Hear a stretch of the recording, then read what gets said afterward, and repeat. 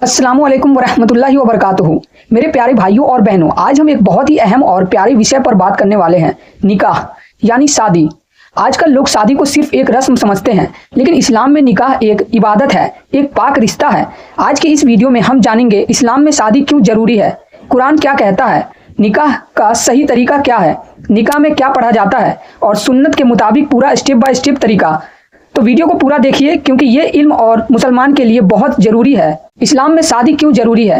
मेरे प्यारे भाइयों और बहनों, इस्लाम में शादी को बहुत अहमियत दी गई है। कुरान शरीफ में अल्लाह ताला फरमाता है, और उसकी निशानियों में से है कि उसने तुम्हारे लिए तुम्ही में से जोड़े बनाए ताकि तुम उनमें सुकून पाओ।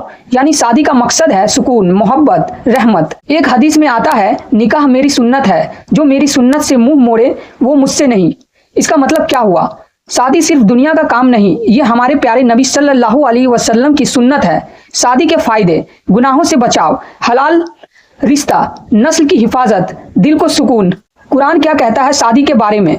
कुरान में बार बार निकाह का जिक्र आया है। अल्लाह फरमाता है, निकाह करो उन लोगों का जो अकेले हैं। इसका मतलब इस्लाम चाहता है कि हर इंसान पाक तरीके से जिंदगी बिताए। इस्लाम में हर रिश्ता हलाल होना चाहिए।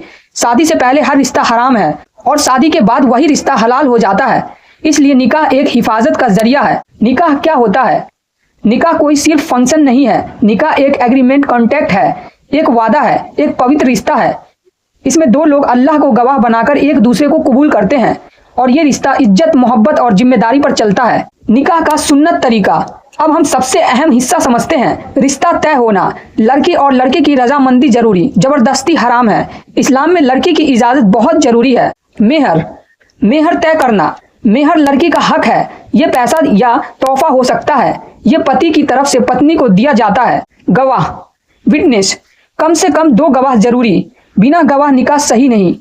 काजी या मौलाना निकाह पढ़ाने वाला होता है, वो पूरी प्रक्रिया सही तरीके से करवाता है। इजाब और कबूल, सबसे अहम हिस्सा यही है। काजी पूछता है, क्या आपको ये निकाह कबूल है? लड़की कहती है कबूल है 3 बार। लड़का भी कहता है कबूल है 3 बार। यही असली निकाह है। निकाह की दुआ और खुतबा। इसमें कुछ आयतें पढ़ी जाती है जैसे बिस्मिल्लाह, अल्हम्दुलिल्लाह और नबी सल्लल्लाहु अलैहि वसल्लम की सुन्नत के मुताबिक खुतबा पढ़ा जाता है। दुआ, निकाह के बाद दुआ की जाती है, अल्लाह इन दोनों में मोहब्बत और बरकत दे। वलीमा, दावत, शादी के बाद दावत देना सुन्नत है, इसे वलीमा कहते हैं। ये खुशी जाहिर करने का तरीका है। निकाह में क्या पढ़ा जाता है? निकाह में आमतौर पर ये चीजें पढ़ी जाती है, खुतबाए निकाह, कुरान की आयतें, दरूद शरीफ, दुआ।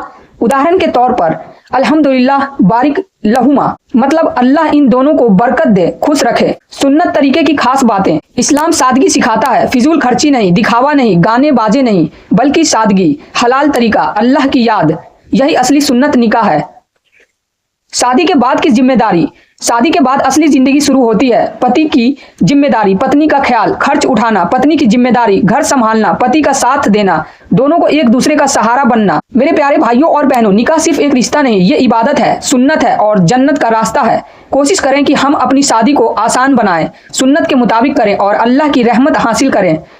अगर आपको ये वीडियो पसंद आई हो तो लाइक करें, शेयर करें और चैनल को सब्सक्राइब जरूर करें। अस्सलामु अलैकुम वरहमतुल्लाहि वबरकातुहू।